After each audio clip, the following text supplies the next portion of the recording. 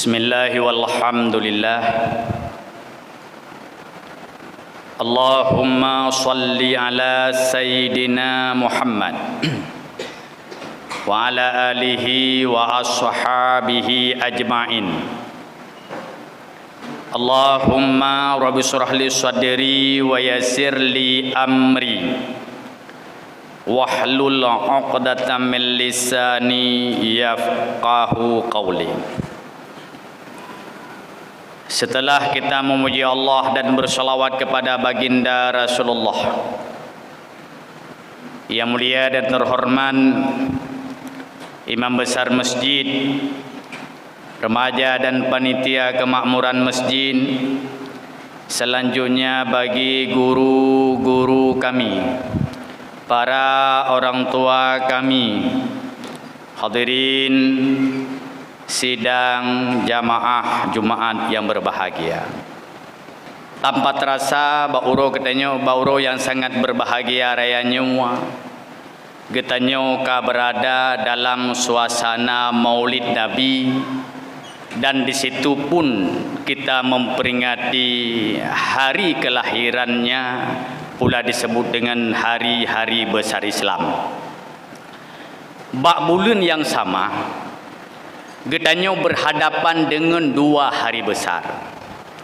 Secara hijriah getanyo berhadapan dengan hari besar Islam, hari lahirnya baginda Rasul Mustafa. Secara Masehi getanyo berhadapan dengan hari besar yang disebut dengan Hari Santri Nasional, berdepatan pah bauro singoh 22 Oktober pemerintah telah menetapkan sebagai Hari Santri Nasional. Bahkan pemerintah menetapkan 20 Oktober sebagai Hari Santri karena sebagai bentuk penghormatan, sebagai bentuk kemuliaan, di mana ulama bangkit dengan para santrinya bertepatan pah 22 Oktober tahun 1945, hanya beberapa bulan setelah negara Indonesia ini merdeka. Lihat negaranya merdeka, dipikir bahawa keadaan sudah mulai aman dan kondusif. Rupanya agresi militer Belanda bekerja sama dengan Inggris. Kembali mereka menyerang Indonesia. Maka bakwatenya lahirlah santri dengan para gurunya, dengan para ulamanya. Bertepatan pah 20 Oktober, 22 Oktober karena 20 hasil bermusyawarah, 22 ada kesimpulan musyawarah, maka 22 bulan 10 22 bulan 10 tahun 1945 bergeraklah santri berjuang mempertahankan negara Republik Indonesia. Maka sebagai rasa ucapan terima kasih negara kepada para santri, kepada para guru kita, para ulama, maka 22 Oktober sehingga disebutkan dengan Hari Santri Nasional. Hadirin yang berbahagia, 22 Oktober memperingati Hari Santri itu secara nasional. Secara keacehan kan 22 Oktober karena santri sudah mulai berjuang dan berkorban sebelum Indonesia ini merdeka. Di Aceh, santri dan para ulama sudah berjuang dan berkorban sebelum Jepang ini lahir. Di Aceh, santri dan para ulama telah berjuang sebelum Belanda ini menguasai. 26 Maret tahun 1870 Masehi, Belanda ji penyata perang di Aceh. 4 April mereka sudah siap dengan tentaranya di atas sebuah armada besar yang posisinya antara kota Sabang, karenanya laut perairannya laut perairan internasional. Jepang sudah mulai di situ. 20 Maret di penyata perang. Pada April maka Belanda sudah siap. Mereka menyerang Aceh, bersandar di pantai Cermen, awal mula menguasai Masjid Raya Banda Aceh, Belanda. Siapa yang berjuang ketika itu? Sao yang lahir, sao yang bangkit, yang melawan penjajah Belanda, sao bawatenyan. Periode pertama, bangkitlah Panglima Polim dalam sejarah. Beliau berjuang. Panglima Polim itu dari santri, tapi juga seorang panglima yang mufhum, yang memahami, yang kental akan nilai-nilai agama di dalam dadanya. Han rela Panglima Polim Acehnya dikuasai oleh Belanda, karena Belanda nyan kafe, oleh kafe iya ba pikiran kafe lom waceh. Sebab orang Islam hanya pernah alergi dengan kafe. Orang Islam itu sudah malah bergaul dengan kafe. Rasulullah itu hidup di tengah-tengah orang kafe. Bagaimana kafe bawatannya di Makkah, malah di Madinah pun kan ada mereka. Malah Rasulullah dalam perdagangan pernah kerjasama dengan kafe. Tidak alergi Rasulullah dengan kafe. Akan tetapi yang bermasalah ketika kafenya hadir, ia ba pikiran kafe lom. Urung awai, jangankan kafe yang hadir ia ba pikiran kafe, urung Islam yang pegah draw urung meiman, munyoh ia ba pikiran kafe, tetap geprang dan gejang, apalagi kafe jiba pikiran kafe, lubeh berayuk lom lahir perang. Hadirin yang berbahagia, maka urung Aceh awal paling alergi kepikiran kafe, kan ke kafe. Kebetulan kafe yang hadir ia ba pikiran kafe, nyolubeh lom alergi, maka lahir perang. Hadirin yang berbahagia, ada beberapa periode perang dengan Belanda. Yang periode berikutnya lahir Tunku Syekh di Tirau, yang dikenal dengan namanya Muhammad Saman, karena beliau pun lama di Tirau, lahirnya di Tirau, berguru di Tirau di Pidir, digelar dengan Tunku Syekh di Tirau. Siapa Tunku Syekh di Tirau itu? Santri yang kemudian beliau karena alimnya jadi ulama, kan hanya di Aceh rebut. Sampai ketika perang sedang berkecamuk, beliau pernah hijrah ke Mekah, membuat hubungan diplomatik ke Mekah, sekaligus beliau belajar di Mekah. Wate gua dari Mekah, beliau terus berjuang dengan Belanda.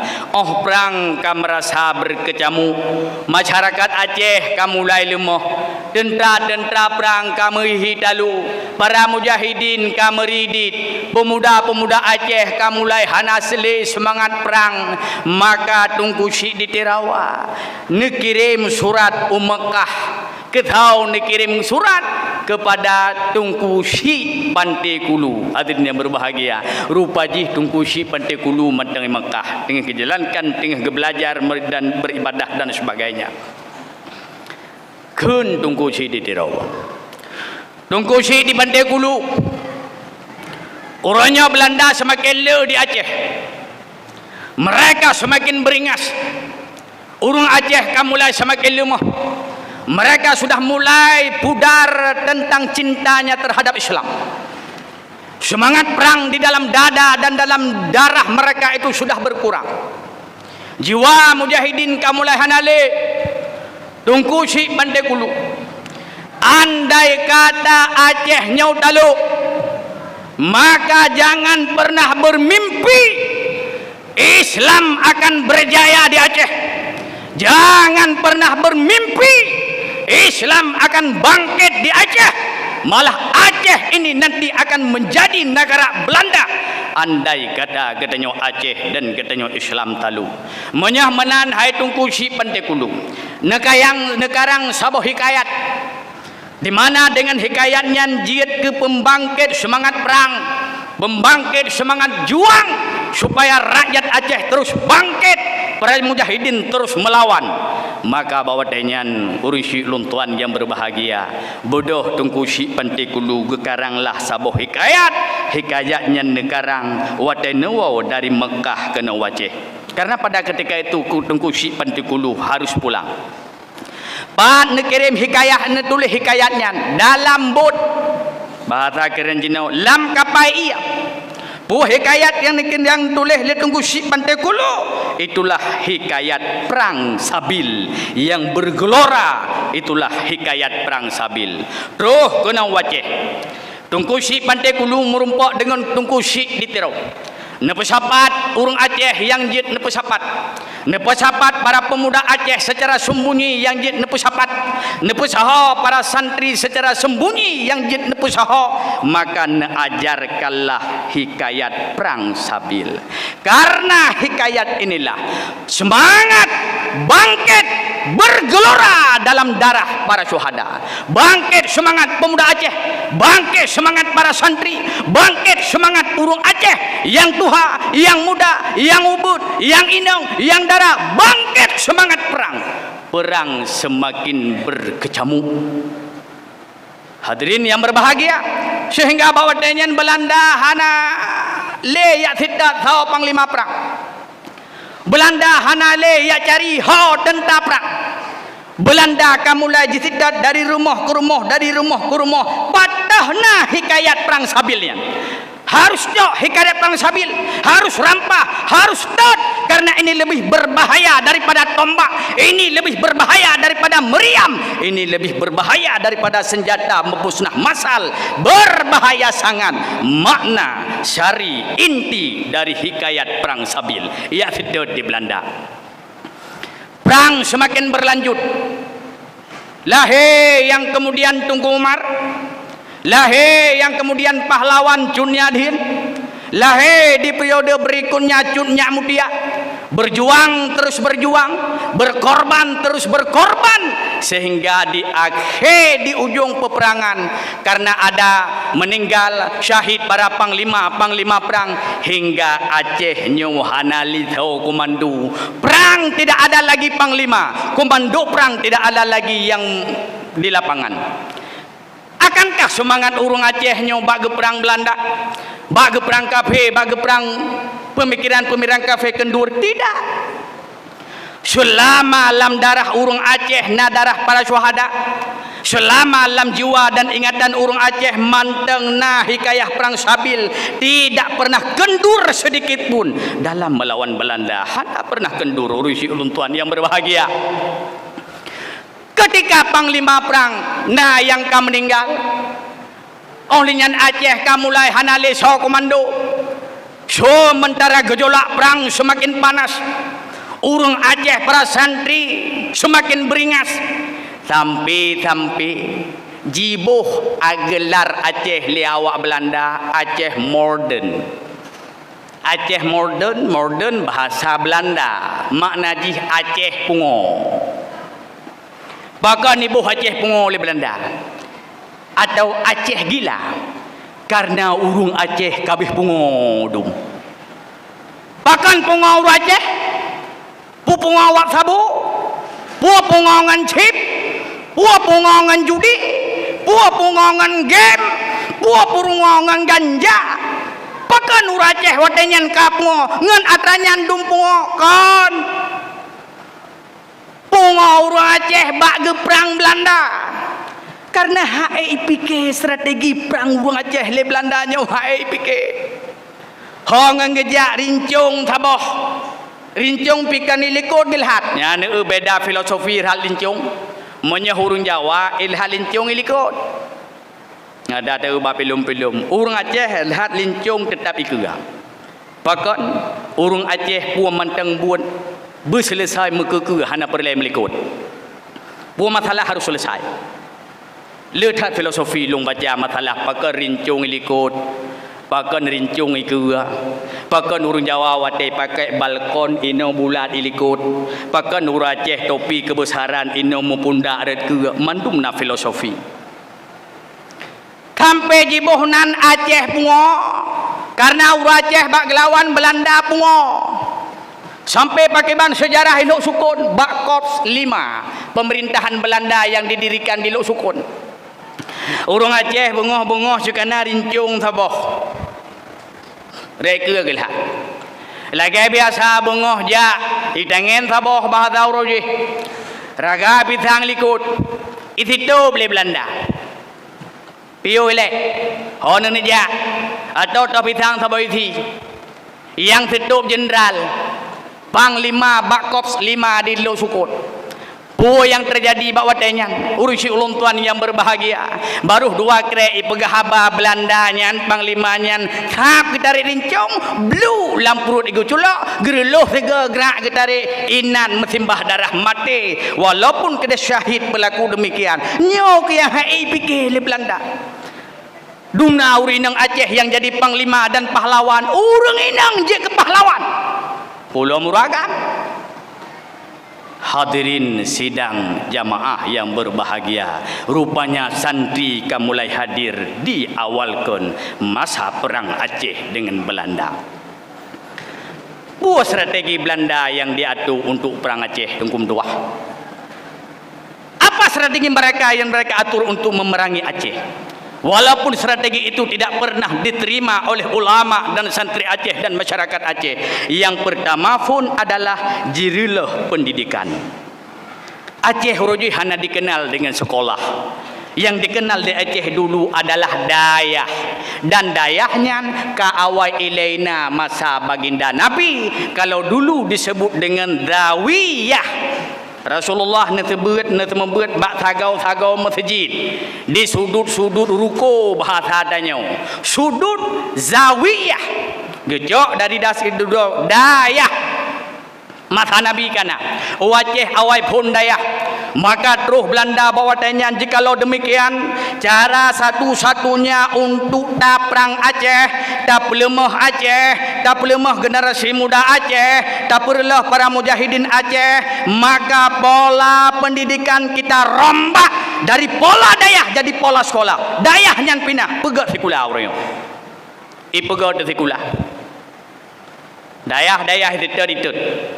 Karena awaknya akan mengerti bahawa di dayahlah yang akan lahir para mujahidin. Ketika seorang santri, ketika seorang hamba Allah memahami akan ayat Allah, ketika umat Islam memahami akan sejarah perjuangan dan pengorbanan baginda Nabi, ketika umat Islam memahami akan nilai perjuangan dan pengorbanan para sahabat Nabi, maka ketika itu disitulah awal dari kebangkitan umat Islam. Menyahmenan uronyo pakai bancara. Tak pegat pendidikan umat Islamnyo baik lele dipahami ayat Al-Quran. Tak pegat pendidikan umat Islamnyo baik lele dipahami bagaimana sejarah baginda Nabi berjuang dari Mekah ke Madinah, terjadi perang Uhud, terjadi perang Badar, terjadi perang Khandaq. Bagaimana sahabat gagah berjuang mempertahankan nilai Islam. Nyo nilai-nilai sejarahnya pinah. Han mungkin atranya tak pinah. Menyeh dayahnya manteng di Aceh. Menyeh menan pakai balagai. Pegat rumah sekolah. Ipegatlah rumah sekolah Tengku Mutuah yang berbahagia. Sehingga ke penduduk pribumi Jipupri. Disitulah mulai belajar. Tapi ulama tetap menolak. Kan getulak ikula. Getulak wap hanjitna sedayah. Hadirin yang berbahagia, maka singkat sejarah, singkat cerita, bakwatai pendidikan mulai dikuasai oleh Belanda. Di situ awal mula lemahnya orang Islam. Maka rusi ulun tuan yang berbahagia, kan salah ikula. Tanya mandum perle ikula. Tetapi jikalau ikula tak kubah dayah atau ikula tak kubah bet, itu pasti dan tentu warisan Belanda. Ini hati-hati. Maka statement orang Aceh jamun baik kajak ikula nak mentuah je ke kafe. Nyan bahasa orang awai betul. Jai kula yang pakai ban, jai kula yang hana but. Kiban cara tamu debut hana. Terus bagaimana kita mengenal Allah? Orangnya nak katanya kadang 20 boh sifat yang wajib ba Allah hana jitu. Kemudian dia beribadah kepada Allah yang Maha Kuasa. Kadang je sebut lai belah bawah rukun semaya. Gebagi lai rukun qauli, rukun fi'li, rukun qalbi, haid tu haid berbeza. Jina musuci najis ainiyah, najis hukmiyah, hanai mufhum. Najis mukhalladah, najis mukhafafah, haid boh makna. Kibanjarah. Nyawaku yang gelawan le urang Aceh jamun. Hanjut nafikula, hanjut nafikula. Akan tetapi kemudian hari tidak ada satu masalah karena itu penting sesuai dengan zaman. Tetapi jak sekula manteng hana but dan ini sangat berbahaya dan sangat anti oleh orang Islam tempo dulu, oleh orang Aceh, dan sekula manteng hana but merupakan program Belanda tempo dulu untuk menghancurkan Islam, untuk menghancurkan generasi bangsa supaya umat Islam dan para pemuda cintai ke nilai-nilai agama, dan di situ mereka akan mulai lemah. Hadirin yang berbahagia, selesai Belanda tahun 1942 terus Jepang kena Aceh. So lawan Jepang, santri dengan ulama awai bertuh pun Jepang dilai nyampat di Cetling Samtelera Bayu. Syekh Abdul Jalil beliau bangkit dengan para mujahidinnya, beliau bangkit dengan para santrinya, sehingga Jepang pun payah berangkat dari Aceh tahun 1945 awal Indonesia merdeka. Walau 22 Oktober inan awal mula pun dideklarasikan hari santri, tapi ingat dan yakin di Aceh santri telah berjuang segalom Indonesia ini merdeka. Menyuh menan khusus di Aceh raya tat kontribusi santri untuk pemerdeka negara tercintanya jadi negara yang makmur dan bahagia. Tapi alangkah sayangnya pemerintah hari ini menutup mata kondisi ini dongku metua. Naibi kan hana, tapi han sesuai atra yang jibinya dengan nilai perjuangan dan pengorbanan santri. Han sesuai dongku, han sesuai. Ya tiad batikula. Berapa APBN yang diplot? Berapa APBD yang dikucurkan? Berapa dana bos yang diberikan? Satu orang siswa ada 1 juta. Menurut tingkat pendidikan. Uronya santri padum naibi. Naik buka bayar santri yatim nyampi hai temeli buka hai temetop. Naik buka bayar prestasi santri nyampi li buka hai temetop. Padum na uronya jibi ke guru dayah gaji padum. Ton-ton yang kau liko di Banda Aceh si ton 3 merumpak gaji le guru nanam dra menurut dayah rayu. Ton barosa dayah di Perse dok sidra WB 250 rupiah sebulan padum dra santri. Padum dra guru ulun tuan yang dayah hubun na guru mentang 12 dra. Mana pemerintah yang pegah cinta ke ulama, yang pegah cinta ke dayah, baik pegah cinta menyahana bukti bah. Nyoronyong di kota Lok Semawai tunggu metua. Nama to pimpinan dayah berosa itu alasan defisit. Negara juga defisit. Tapi program yang pro agama, program yang pro dayah, program yang pro untuk Islam, mereka tetap berjuang. Alasan defisit. Ini persoalan yang harus dicamkan. Igop ya minta palain hana pengdroi pempeng gop ya sitot untuk dayahnya pakai ban maju, santrinya pakai ban makmu, itanyo atra yang kana ada juga. Hadirin sidang jamaah yang berbahagia, dengan alasan itu saja bu yang luna pegah mari menggelakkan kembali apa yang telah dilakukan tempo dulu oleh nenek moyang kita. Bu yang kagak berjuang leurusi katanya le gure-gure katanya mari semangatkan kembali. Dayah langampung katanya na dayah bantu dungkum tuah bantu. Cok harda putra na ba dayahnya nuronyo. Oh na pembebasan tanah dungku metua 5 meter sapo 2 meter sapo 3 meter sapo harus selesai. Sebulan berselesai.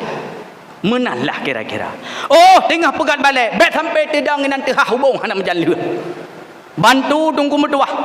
bantu urun syik luntuan yang berbahagia. Anak-anak katanya pula ikut bak dayah bertinggai. Bet sampai bak sekula, ubi napeng kenan tabuh, ubi napeng kenan tajuk. Sementara bak pendidikan dayah, bak pendidikan agama untuk jituri Allah sebagai modal mereka kembali kepada Allah dan sebagai modal untuk berjuang di akhirat menentukan dia penghuni syurga atau penghuni neraka. Itulah modal agama. Bet sampai modal agamanya hana bak anu itu sangat menyesal. Galakkan pengajian, tak galakkan majlis talim, partner bertanya beramai, nyukuh semangat juang yang lahir dari darah para syahada dan darah para pahlawan yang urujih berjuang demi berjuang, santri dan para ulamanya, sehingga uronyo katanya menikmati indahnya kemerdekaan dan menikmati indahnya Islam dalam jiwa yang penuh kasih sayang dan kedamaian.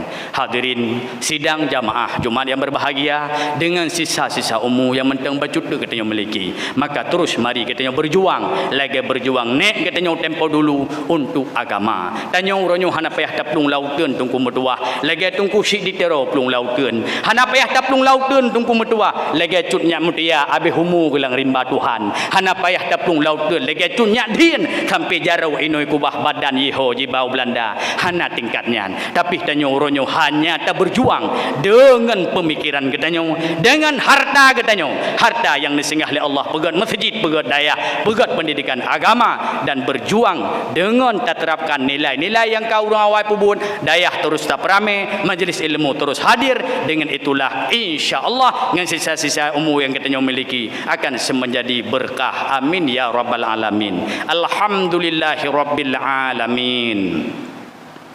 Allahumma salli ala Sayyidina Muhammad wa ala alihi wa ashabihi ajma'in. Amma ba'du fa ya ibadallah, ittaqullaha haqqa tuqatih wa la tamutunna illa wa antum muslimun.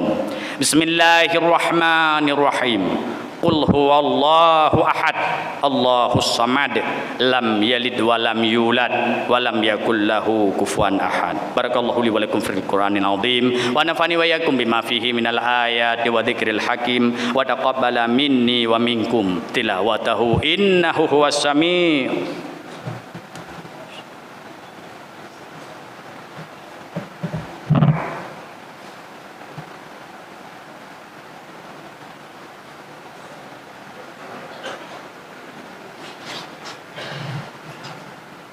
Alhamdulillahi rabbil alamin. Allahumma salli ala Sayyidina Muhammad wa ala alihi wa ashabihi ajma'in. Amma ba'du fa ya ibadallah, ittaqullaha haqqa tuqatih wa la tamutunna illa wa antum muslimun. Bismillahirrahmanirrahim. Inna a'tainakal kautsar fasalli li rabbika wanhar inna syani'aka huwal abtar. Allahumma ighfir lil muslimina wal muslimat wal mu'minina wal mu'minat bi rahmatika ya arhamar rahimin. Rabbana atina fid dunya hasanah wa fil akhirati hasanah wa qina adzabannar. Walhamdulillahi rabbil alamin.